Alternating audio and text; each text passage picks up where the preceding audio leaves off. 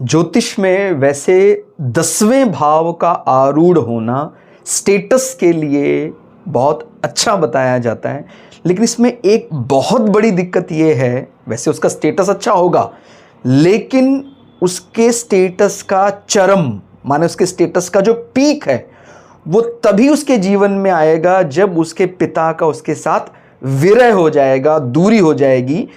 ये भी हो सकता है उनके पिता का देहावसान होने के बाद उसके जीवन का स्टेटस सबसे बड़ा उसको समझ में आएगा, दिखाई देगा। कारण जो दशम भाव यदि आरूढ़ बनता है तो जो नवम भाव है वो दशम से एंटी क्लॉकवाइज चलेंगी तो 12th हो जाता है, यानी वो उसका लॉस एक प्रकार से।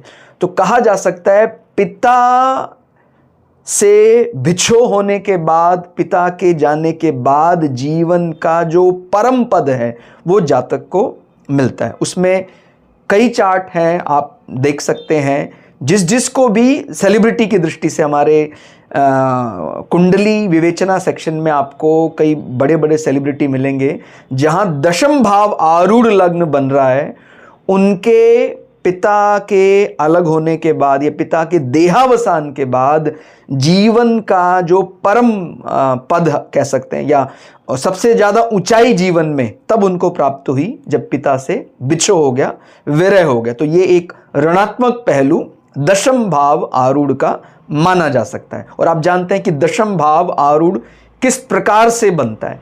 जब लग्न का स्वामी लग्न में ही बैठता है, क्योंकि लग्न और 7वां भाव आरूढ़ लग्न नहीं हो सकता है। तो जब लग्न का स्वामी लग्न में ही बैठा है तो वहां से 10 आगे गिनेंगे तो वो आरूढ़ दशम भाव बन जाएगा। ठीक हो गया।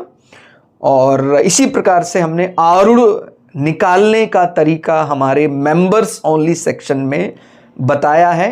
आप चाहें तो मेंबर्स ओनली सेक्शन के वीडियो में आरूढ़ कैसे निकाला जाता है वो डिटेल में जान सकते हैं। धन्यवाद।